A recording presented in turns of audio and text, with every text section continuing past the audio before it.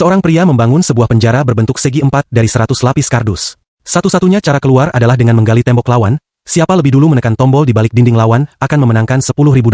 Awalnya, setiap orang hanya diberi sebuah gunting kecil. Mereka segera masuk ke mode pertempuran.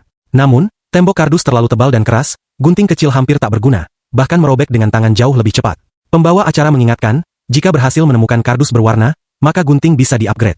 Untuk saat ini, mereka hanya bisa mengandalkan tangan. Walau tembok tampak kokoh, selapis demi selapis tetap bisa ditembus. Mike berhasil menemukan kardus hijau, guntingnya langsung naik ukuran, dan hasilnya jauh lebih efektif. Alex juga segera menyusul, mendapatkan upgrade serupa. Kecepatan keduanya makin menonjol, meninggalkan yang lain di belakang. Meski begitu, John tetap santai. Baginya, permainan baru saja dimulai, hasil akhir belum pasti. Mike makin agresif, ia ingin bukan hanya menang, tapi membuat yang lain benar-benar kalah. Sementara itu, George juga berhasil meningkatkan alatnya. John yang tertinggal akhirnya menemukan kardus hijau, meski terlambat ia sadar harus segera mempercepat tempo. Empat pria itu terus merobek lapisan demi lapisan, tiap sobekan membawa harapan baru. Mike menemukan kardus kuning, guntingnya kembali membesar. Alex pun menyusul dengan upgrade serupa. Pertandingan berlanjut. George mendapat kardus kuning dan kembali mengupgrade guntingnya. Mike sadar makin ke dalam tembok makin padat, gunting sulit digerakkan. Ia harus menusukkan dengan paksa lalu merobek dengan tangan. John akhirnya juga menemukan kardus kuning dan meningkatkan alatnya. Pembawa acara menambahkan aturan baru. Mereka harus memutar roda keberuntungan. Mike mendapatkan hukuman membekukan lawan selama 5 menit, dan ia memilih Alex.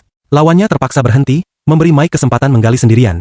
Namun giliran Alex, ia justru mendapat hukuman, ikat tangan 5 menit, dan tanpa ragu memilih Mike. Meski terikat, Mike masih bisa menusuk dengan gunting, tapi kecepatannya menurun drastis. Alex selalu menemukan kardus oranye, guntingnya semakin besar dan tajam. Mike akhirnya bebas, meski sempat tertinggal ia tidak gentar. Saat giliran John, roda berhenti di bantuan misterius. Seorang pria kuat membantunya menggali, hingga John berhasil menemukan kardus oranye dan naik level, sejajar dengan Mike. Bantuan 5 menit itu membuatnya keluar dari posisi terbawah. George juga tak ketinggalan, alatnya ikut terupgrade. Pertandingan semakin ketat, mereka menusuk dinding kardus semakin dalam. George lalu memutar roda dan mendapat aturan, lampu mati 5 menit. Seluruh arena gelap, hanya George yang punya lampu kepala. Begitu lampu kembali menyala, Mike menemukan potongan kardus merah. Pembawa acara langsung memberinya gunting raksasa, alat pamungkas yang menandakan kemenangan makin dekat.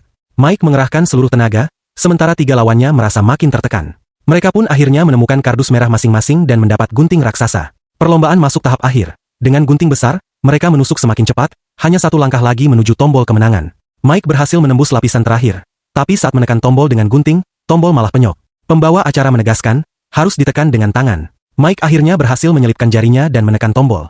Kali ini, Mike keluar sebagai pemenang, membawa pulang hadiah $10.000.